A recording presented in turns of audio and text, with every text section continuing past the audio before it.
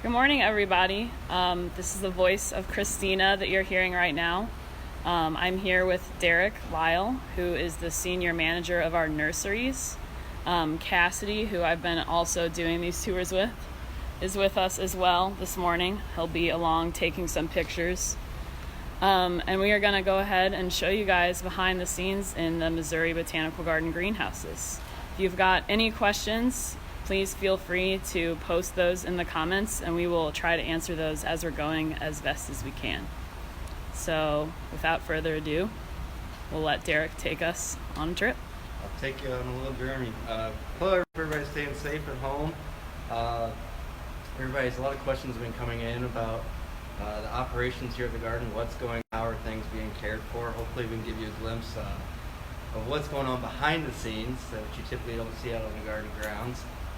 Share to you a little bit of our world here in the greenhouses. I'll take you through kind of the summer bedding that we're preparing for, also our living collection as well. So we're on our first greenhouse today. This is the A range here. A range is typically our tropical house, a little miscellaneous of stock plants and cuttings, succulents that you'll typically see in our pincushion garden, out in the formal garden. But before you see caladiums. We had a big order of caladiums requested this year, especially for the climatron axis. So you'll see them right there on the east side of the climatron along the pools. They're all starting to come up now. So we planted these about 3.5 weeks ago. So they're all coming up as a bulb. The goal is we're still carrying on, although we're not open to the public and we have limited staff here at the garden. We're still wanting to get summer bedding out and planted. The horticulture staff are wanting to have a display for everybody to come back to. So we're still carrying on. There's over 145,000 plants requested just for seasonal display this year. If you include bulbs, then there's over 200,000 plants. So right now we're down to 3 staff members on this main greenhouse site. Typically we have about 70 volunteers in the greenhouses alone and 10 staff members down here. So with 3 staff, we've broken it up to how we're watering and still transplanting. So you'll see today how much we have to water. Sometimes the sun is our enemy because it takes a lot of watering here. But we're trying to catch up. We're doing pretty good as far as keeping on schedule on how things are going to be planted and when they're going to be planted. So follow me. We're about 80% almost of transplanted, which is pretty good. We're a little behind, minus having the staff to help us, but we nevertheless will still fulfill the orders. In this house, we have a lot of the tropical plant material that typically gets used in seasonal display containers. So a lot of crotons. We have some fun. New plants back here, agaves, they're called mangaves. These will be going out to the formal garden. A lot of weird, unusual stuff. So the orchid show ended, and typically that's where the plant material comes back and into these greenhouses, foliage. The orchids go into their own display or their own greenhouses that we'll see towards the end of this tour. So hopefully by you viewing, you can kind of get a scope of how much there is to water. Watering is not just the typical practice. Every plant requires different amount of water. A lot of people ask me, Derek, do you guys have automatic irrigation here in the greenhouses? And we do not. In the case of, for the reason is we have such a diversity of plant material that they all require different types of, or different amounts of water. So to my right, you see a lot of succulents, very dry. These get watered about once a week. And then to my left, you'll see more of stock plants, herbs, where we'll take cuttings and then stick them and then create more plants. It's a more efficient way of producing plants. So horticulturists outside are requesting mini crosandras. We can take cuttings off this stock plant and create more plants. Same with basil, salvia, sage. You're going to see that. So this is our stock plant house. The succulents, we produce over 30,000 succulents just for a pincushion garden in a formal garden. So luckily, we were able to get most of these propagated before the shutdown happened, so they're kind of holding pat until we're ready to go for planting, which is usually in June. So we're hoping that the schedule still stays firm, but we'll see.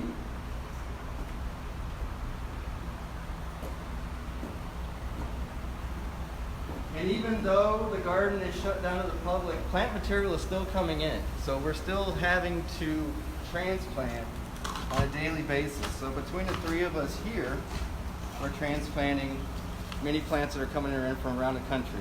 So, so this is lantana. These are all going out into the Swift garden. So right along the south side of the Linnaean house, you'll see a lot of these. So these will get transplanted into a larger pot size later. Also, we have more that we sow ourselves. I'll show you propagation. We've been sowing seed and keeping up with the orders.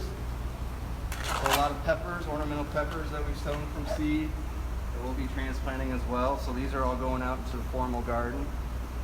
A lot of questions also asked, are we keeping up with the living collection? So we have a hardy plant nursery here at the Missouri Botanical Garden. It's not on the main campus. In fact, it's 5 minutes south of the garden, south of Tower Grove Park. And down there, we're also producing hardy plants and keeping up with our living collection. It's a backdrop of adding to the living collection, but then also a replacement of shrubs and trees on the garden grounds. So there's also another person working down there to care for those plant material, that plant material down there. Here, we're still trying to carry on since we kind of isolated and keeping our social distance.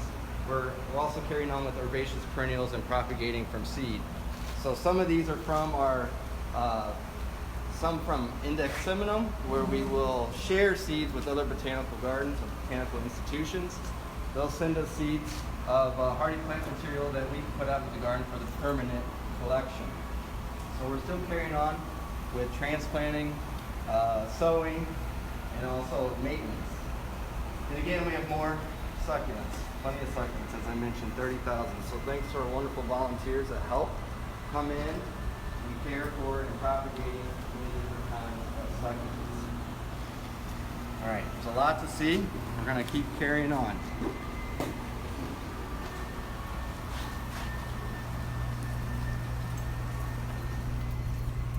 So typically, this time of year in spring, this is our head house, and it's usually full of people. Volunteers. Today's a Friday. Usually the horticulturists are trying to catch up with watering, getting ready for the weekend. We have somebody always here, and we still do every day, because plants, they don't care what day of week it is, they still need to be watered, especially the conditions. But this is our head house where we do a lot of the transplanting, sowing, cuttings, some of the work gets taken here. So you can see some of the plug trays that we have already filled, and some of the seeds that we're about to sow either today or early next week. A lot of these are for the vegetable garden up in the Kemper Center for Home Gardening. So a lot of the tomatoes this time of year that we start sowing. Really quick crops.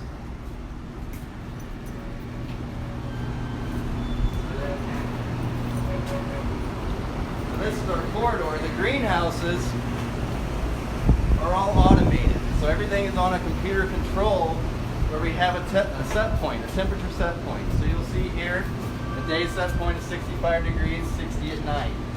So the fans are going to kick on, the vents are going to open, the cooling is going to happen based on these set points. But on a sunny day like today, you're going to hear more vents opening. So if you hear any squeaking, that's perfectly normal. Here is the bulk of summer that's currently in production right now. As you can see, everything in here is very different. So this is all hand watered.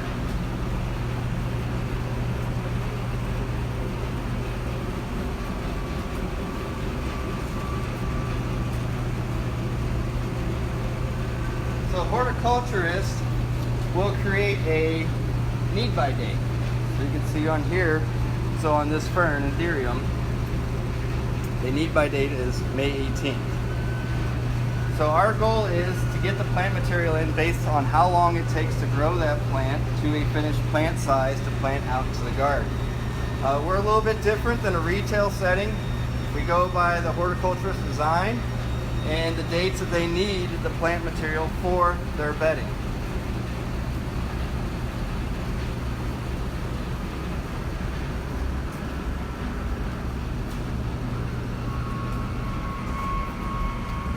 So a lot of people also ask, how do you get to the middle of the benches? Well, we do have rolling benches to help conserve space in the greenhouses to produce more plant material.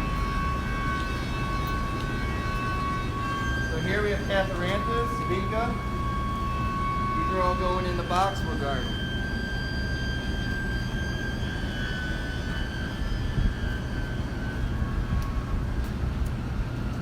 Dianthus. And although it's spring, it's not too late to start talking about fall. So here we have some cascading mums that you typically see in the Japanese garden in the fall. So we start these even early from cuttings, or we get plugs in from a vendor, and they will get transplanted into a larger pot, and then we train them on throughout the summer. So we have to start them in the spring vegetatively and get them established before we start training them. As we walk through, you can see a variety of different plant material, from Lobularia, Dianthus, Pentas, Crossandra, Alternanthera. So we're growing a little bit of everything, even in geraniums. So what we're trying to do and achieve is, considering the situation at hand right now with COVID-19, we're trying to keep our greenhouses a little bit cooler. So by doing so, it's going to slow down the plant material in hopes that we don't have things overgrown for when they're ready to plant.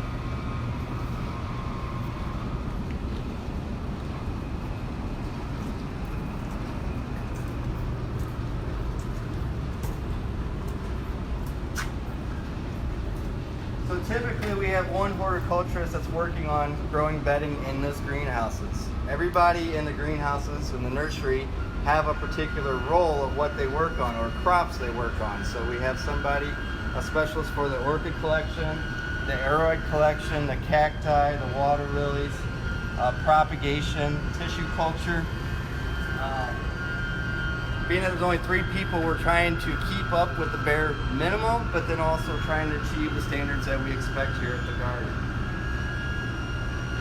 And it's very similar across the garden as well. There are 60 plus horticulturists that are on the garden grounds that are caring for particular areas, so the Chinese garden, the boxwood garden, the Japanese garden.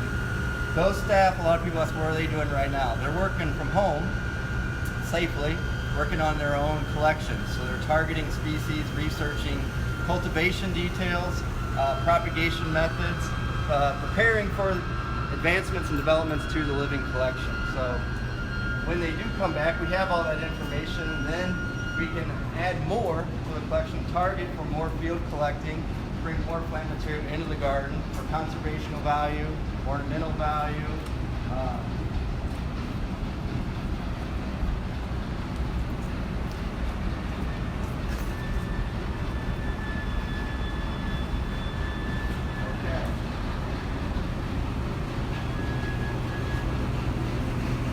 Also, it's summer here. We have summer starting over there. We're filling greenhouses up.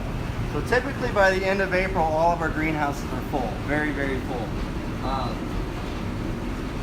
We got some really fun plants. We started growing. We're going to start with our hanging baskets. We're a little behind on hanging baskets because they take so long to grow. So we'll go over and take a look at them. So long to grow and so long to produce.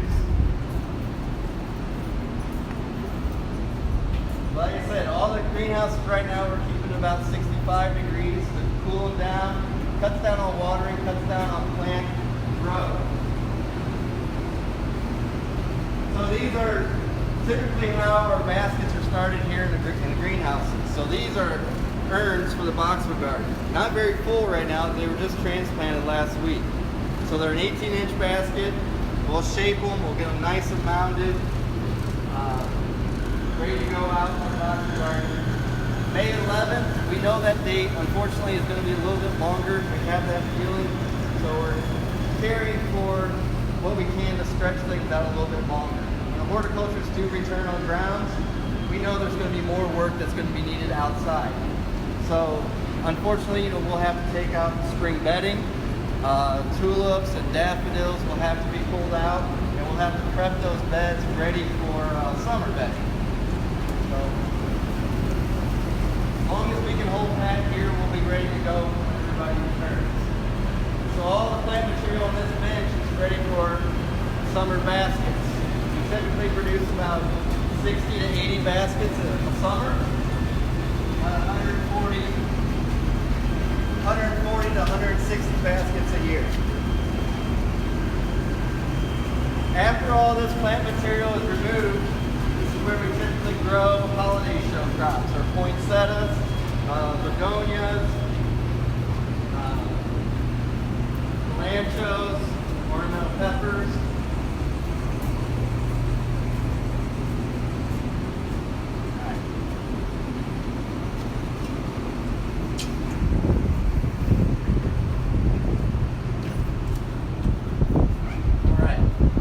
Take you into our tropical greenhouse, show some of our tropical collections that were in propagation.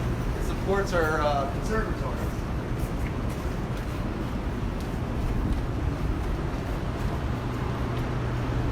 So in this greenhouse is where we're going to have a lot of plant material that usually goes in the climatron, the Linnaean house, even the temperate house.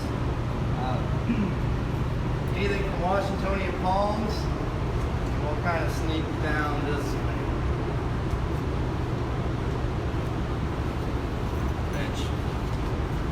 Oops, sorry, Pastor. So again, a variety of plant material that you see here. This is a fun one, everybody. We all enjoy this one. This one's Nessicodon mauritianus. It's a beautiful flower. It's endemic to Mauritius and lives only on one cliffside of a waterfall. We do have some of these in the conservatories,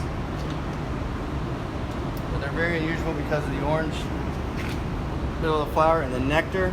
That one's a little bit spent. Fun plant, lots of fun plants. Anything from cacti in here to lithops that we're growing.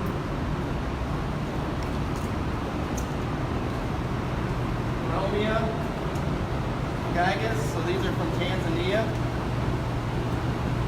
So we've more than tripled the population of these trees from the wild.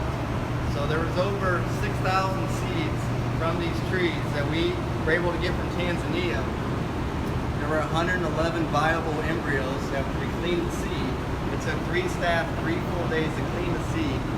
111 viable embryos, 29 germinated. There's only a handful, 8 to 12 in the wild right now. So we more than tripled almost tripled the population here at the Botanical Garden. This is part of our conservation efforts. So Brichamia, another very rare plant.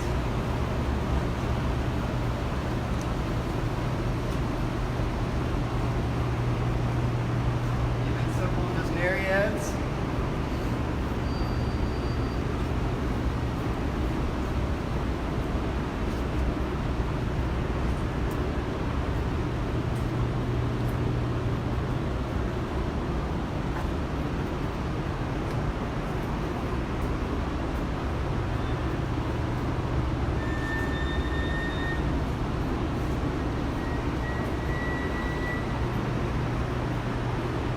Much larger greenhouse. It's empty right now, but typically this is full.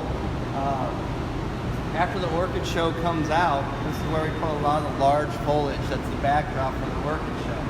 Many of those plants are still in the display hall, but we've also disposed of some as well that we are no longer needing. But typically palms, so from bobtail palms, to licualas, the triangle palms, the bismarckias, will all be over here.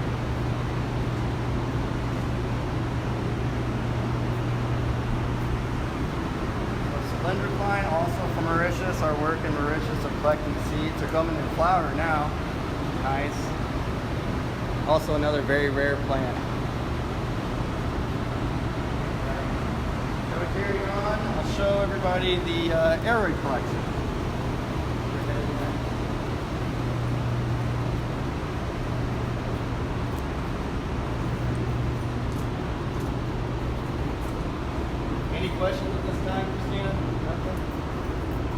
have too many rolling in, All right, but people are enjoying the tour. All right, very good. So this next collection is locked. This is our aroid collection. So an aroid is a plant family, Araceae. So you see a lot of your typical house plants are in the aroid family. So philodendrons, anthuriums, Dieffenbachia, they're typically in this plant family. So this greenhouse, and the more we're going to see, we're all collected by, the majority were collected by Dr. Tom Pruitt here at the Missouri Botanical Garden. So some of his life work is in this greenhouse, but we use it for taxonomic ID. So our herbarium is very important to us in our efforts here at the garden, and we're able to use this plant material cross-reference for taxonomic ID when we discover new species. So here at the Missouri Botanical Garden, we're collecting and discovering 10% of the world's flora each year, which is quite an achievement with our research department and everything that they are providing for us for horticulture and science and conservation. So this collection is supporting those efforts, but then we also use it, let me turn around real quick. We also use it for ornamental display. So everybody's familiar with the corpse flower, maybe you haven't. It's one of the largest inflorescence in plant families. Here is a corpse flower now. This is Amorphophallus titanum, but this is the vegetative state of it. This is not the flower. So it's a tuber, and that's actually only one leaf. And it'll stay up as a vegetative form for 12 to 18 months, maybe even a little bit longer depending on the conditions. They will come as a tuber, and some will be over 100 pounds. And when they flower, we do not know. So this will eventually collapse completely, go dormant, and then stay, and then maybe sprout up as a new flower. So we've had 10 flowers here at the garden. This is a baby corpse flower. And then we got baby corpse flowers. So these are all seedlings that we have been able to propagate. So here's one as well. So typically it takes about 10 years before they flower, and we got a little ways to go on him.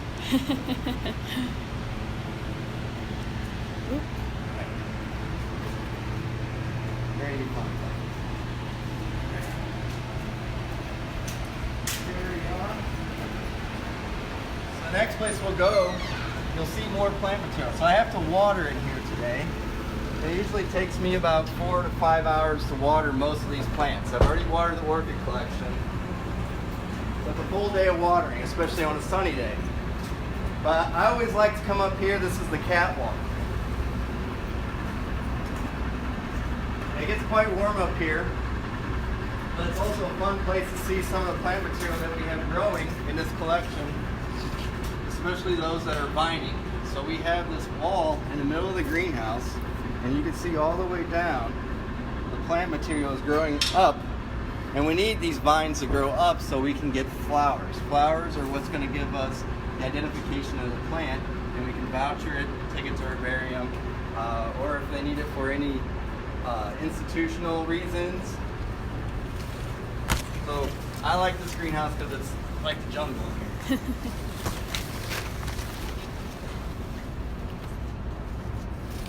So you see down below, you see all the plant material from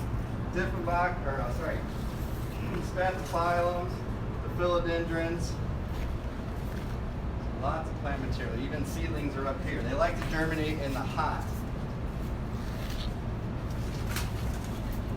Now everybody asks, how do we care for these greenhouses with pests, with insects?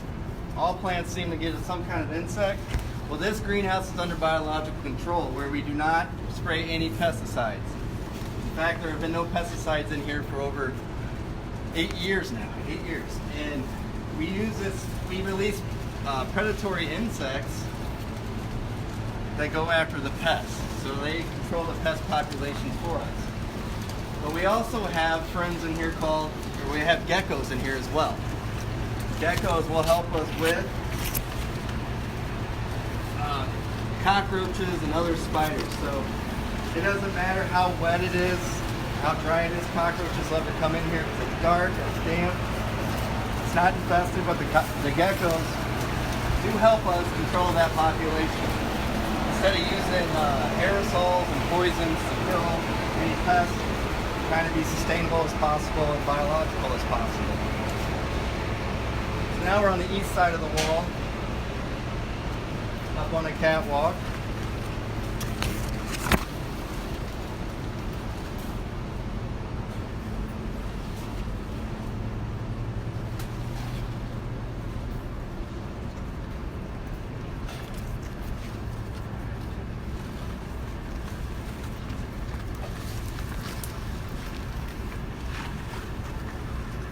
So all of our collections, we have to keep track of them. So for this philodendron here, we use QR coding. So this is the accession tag, the zinc we call it. It's going to have all the information of when this plant came in. We have this number that's going to trigger the request or the record in our database, the Living Collections Management System. And then here we can add any information we need to know. Where it was collected, even the geographic points, who collected it, where they collected it. So we need to know all these different kinds of details when something is collected because it helps us grow the plant material. That's essentially what we're doing as horticulturists, is taking the information known in the wild and trying to recreate it here in a synthetic environment.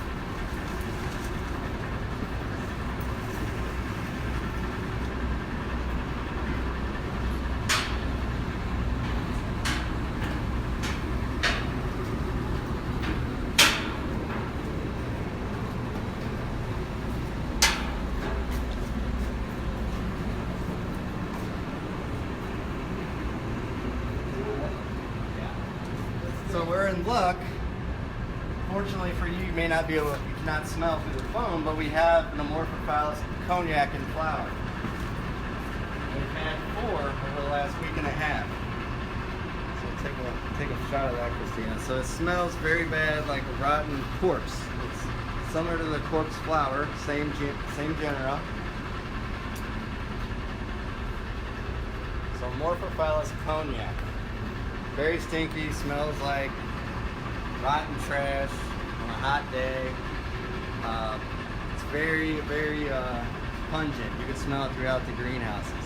Not so much today as it was yesterday. It was pretty odorous.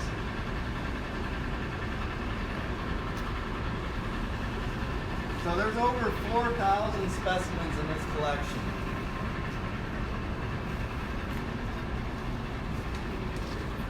Many of these plants no longer exist in the wild. They've been destroyed because of deforestation, climate change. Many of them only live here at the garden now. So we do ex situ conservation, where we are pulling plant material out safely, of course, and ethically, and then having them in our collection to share the genetics. We care about genetic diversity, so we can save a species and carry it on. We hope got another one coming in flower as well.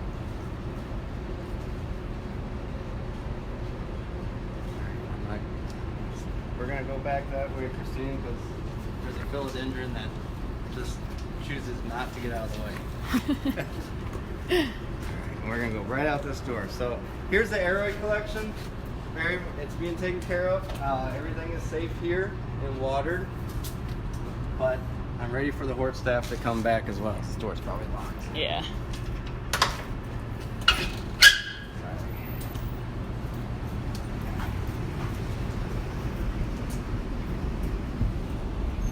And we're kind of skipping around. So this is our propagation house where a lot of our seedlings will be sown and brought into. So all of this plant material still needs to be transplanted into a larger plant's pot size.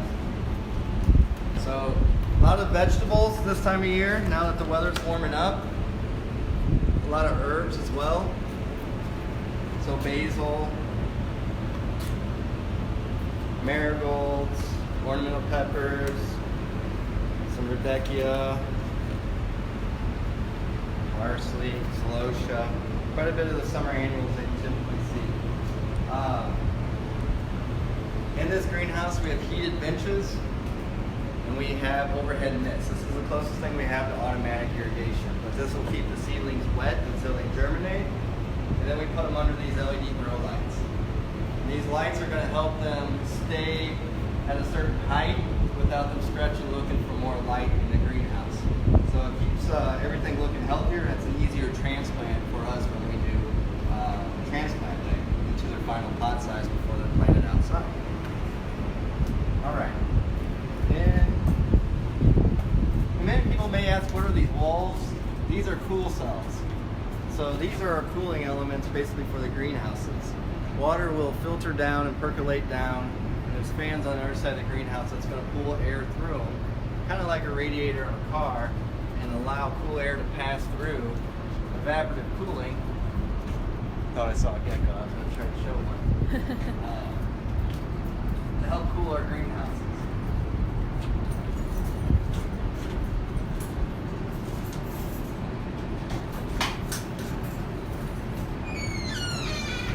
The next greenhouse is cacti and succulents.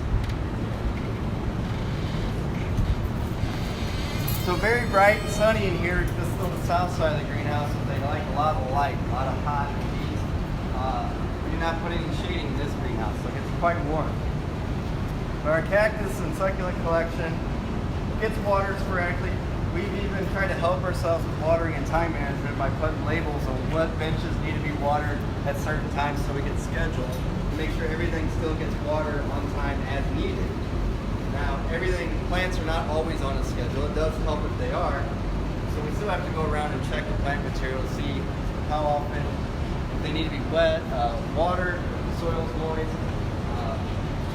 This collection remains behind the scenes most of the time. It will get swapped out in areas like the Linnaean house and the temperate house, and then some for seasonal displays.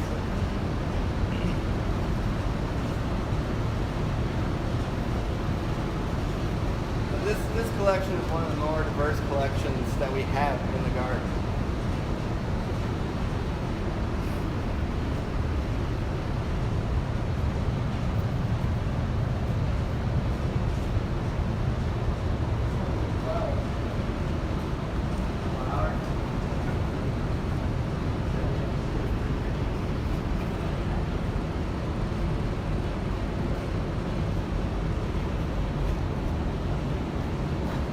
Can you show that to the camera? Got one in flower right here.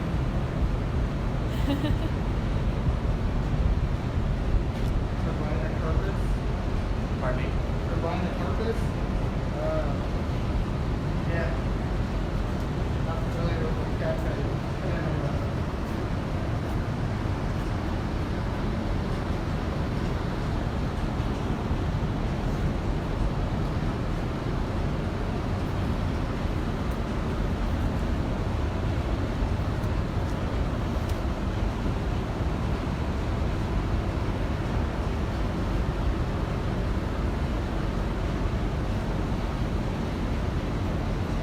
I always like to joke, we go from the driest plants to the wettest plants, water lilies. A lot of people ask about the water lilies, are they still going to be put out this year? As of now, yes. In fact, there's a wonderful show that's going to happen at display and exhibit at the museum this year on the garden grounds. It's called Nymphs in the Garden to highlight the collection of the water lilies. It's supposed to open on April 17th. It's going to be delayed a little bit. But come to the garden, I highly recommend coming to see that exhibit. You'll see all the behind the scenes of how we propagate and produce water lilies here at the garden and the history of the collection. So there's not many flowers in here right now because I deadhead them earlier this week. I don't want flowers to get spent and then they'll produce seeds and tanks and everything gets mixed up. So all the labels are all each different variety. So this tank is mainly all hardy. This one is a fun flower. That's called Detective Erica.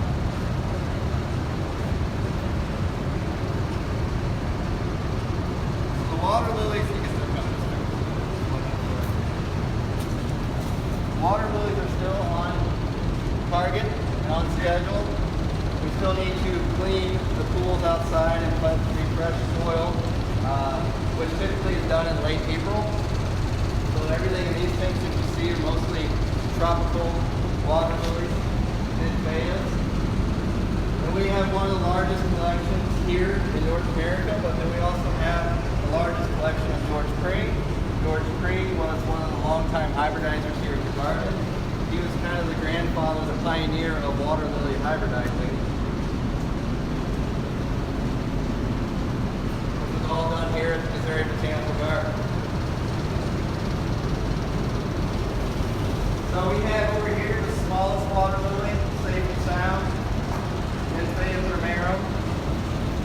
So these are extinct in the wild now, but you can see how big the flowers are. These are the smallest known water lilies in the world right now, but extinct in the wild, only in captivity now. So those are about full grown. And then we have the largest, along with hybrid Victorias, Victoria Cruziana, and then here's that's Clyde, that's my buddy. Clyde's been living down here in the greenhouses for about 4 or 5 years now. He was a little baby when he came in. Someone asked if you could repeat the reason that you deadhead the flowers. So we deadhead the flowers because once they're done flowering, they go to make seed right down here. So the seed will go underwater, and that's where it'll start producing seed. And the seed will escape, float on the surface, and then sink or germinate. And then if I allow the seeds to go everywhere, they will get stuck in another pot, and they get mixed up with all the different varieties that we have in the collection. So taking the flowers off will help that, but also I care about the vegetative growth. Roots down here, make sure the plants are actively growing. The flowers are not so much important in the greenhouses as they are outside. But also by deadheading outside, it's going to create more of an opportunity for more flowers to come in bigger flowers. Alright, so back to Victorias, the largest water lilies in the world. So from the Amazon Valley region, South America, 2 species of Amazonica, and then Cruziana. So these were all sown as seed back in January, germinating well. We grow them, we do overwinter some in the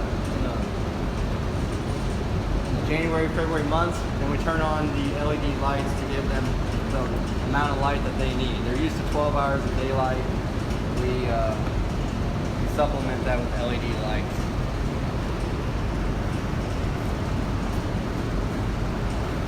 So can you stand on them? I have a funny picture we could share.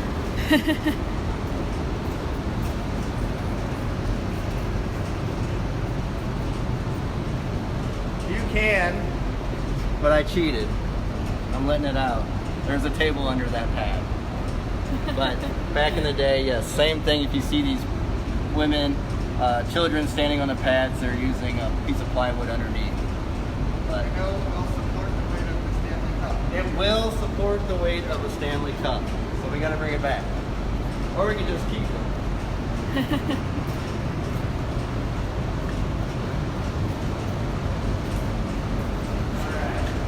Now we're going to pass through and go to the orchid range.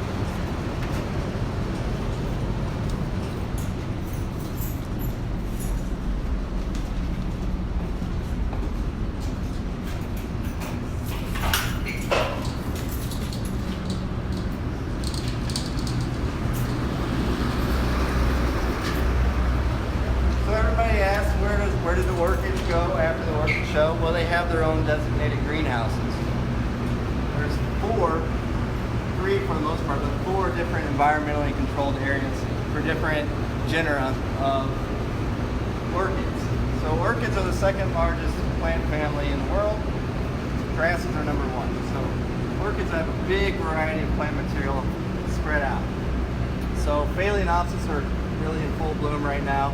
We have over 6,500 orchids in our collection, our permanent collection.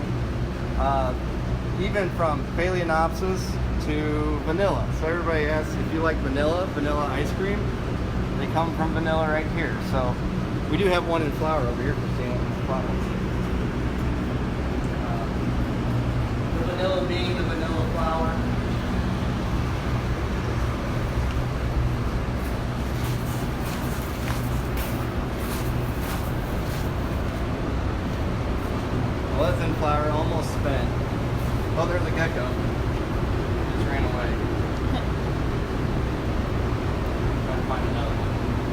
we have over 500 geckos running out throughout the greenhouses. And they don't do any damage to the plants. They're perfectly harmless until they climb on you on accident. They might spook you, but other than that, not too bad.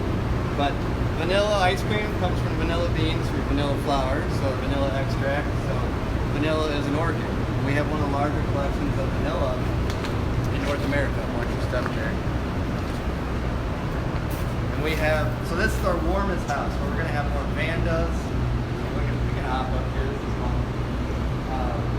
Vandas where they're epiphytic plants, meaning they're not in the soil, but they'll get their moisture from the air, humidity, watering. Usually living by a moist area like waterfall, spring. And then we have another vanilla. We call her Audrey. It's like a little shop of horrors. It just takes over the whole wall.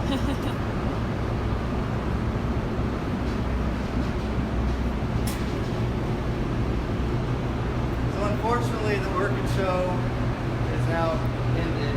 It ended a week early.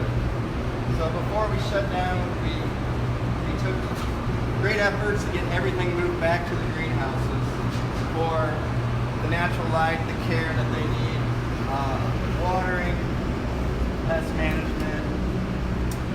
So all the orchids are now back. If you come to the orchid show, it's typically different from the beginning at the end. So it's usually 7 weeks long. The first week you're going to see more cattleyas. The second week it's going to start changing out more. Where you'll see at the end, towards the end, you'll see more Phalaenopsis. So if you come to the orchid show, you're going to see more than one orchid show if you come at different weeks.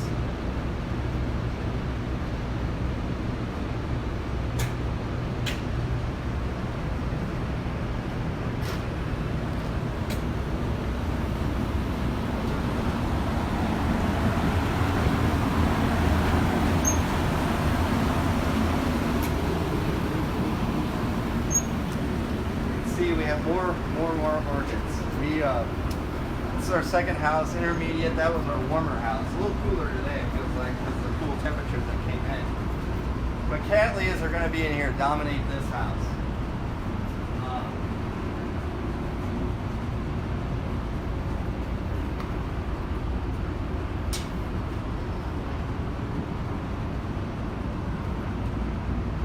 So we still have some in flower.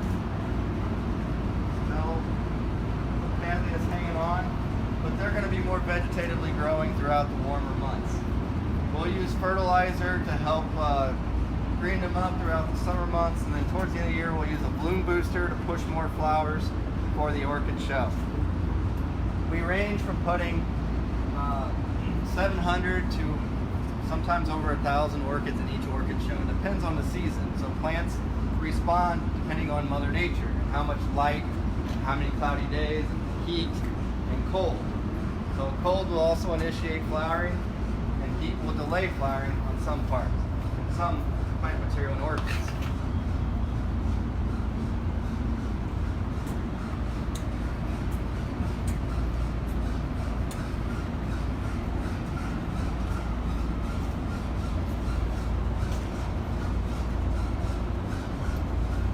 There's epiphytic orchids, which was cattleyas will do. You'll see these growing in a tree for the most part, typically, because their roots will go on the outside of a bark, just like they'll do on this terracotta pot.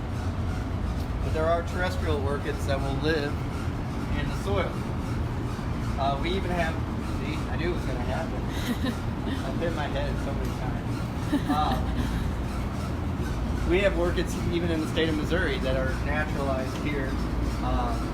Lady slippers, Cypripediums, Pyrantes. But you can see even epiphytic tropical orchids, they're going to mend to cork or Osage orange bark. Now this greenhouse, we do have 4 sprinklers to build up the humidity in here. So that helps with cutting the watering down, but they need a very humid environment. Most of them are very tropical. So, Bulbophyllum, cowslip tongue, orchid, very fun one. This is a very small one on a slab, but also a very stinky flower.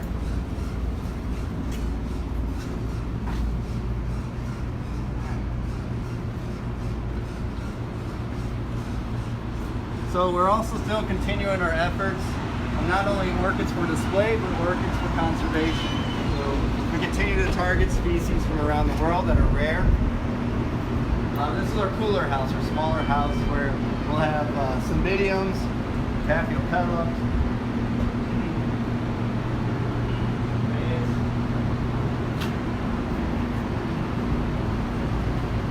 typically in the morning or late evening, it's very fragrant in here. It smells very nice.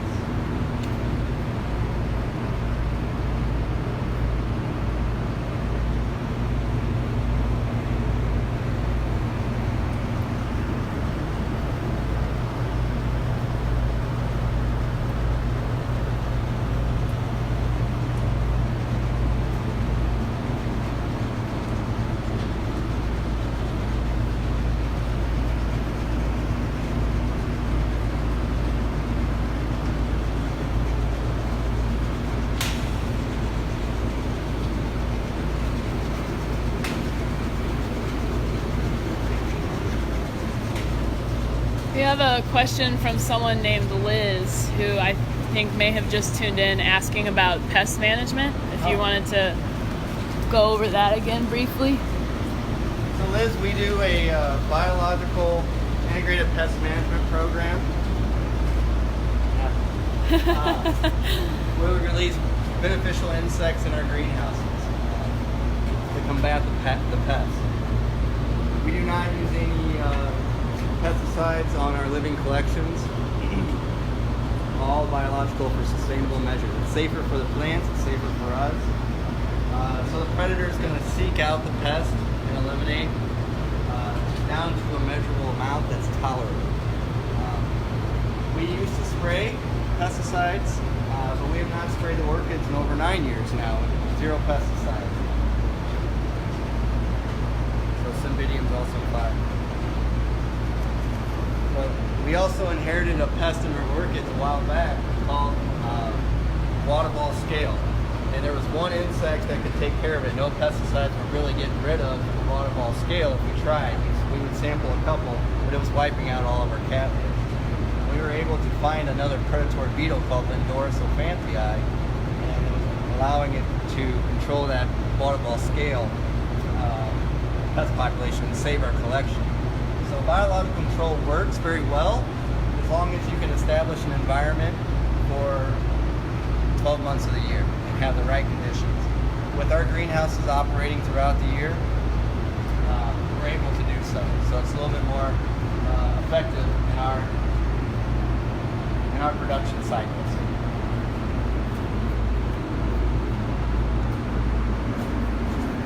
All right, Joe. You're almost to the end. So this is the corridor. This is where our staging usually is. So here's some of the orchids that remain from pulling from the orchid show that still need to be cut back. But we'll get there.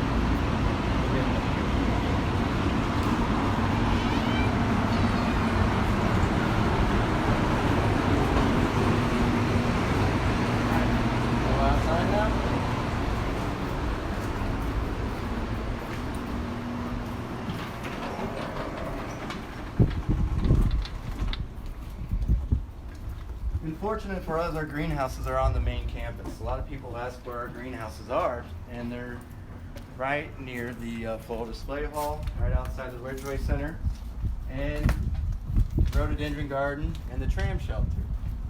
So it's very effective and efficient for the horticulturists to grab their plant material, to bring out to their displays, and bring back for overwintering as well. So, and now we're out in the garden, and quite desolate and quiet. But the rhododendrons are about to pop, so, and azaleas. Well, that was the tour of the greenhouses in a nutshell, what you can kind of see, what we're trying to care for and keep up with production. But I hope everybody's staying safe at home, and I can't wait for everybody to come back to the garden and see us.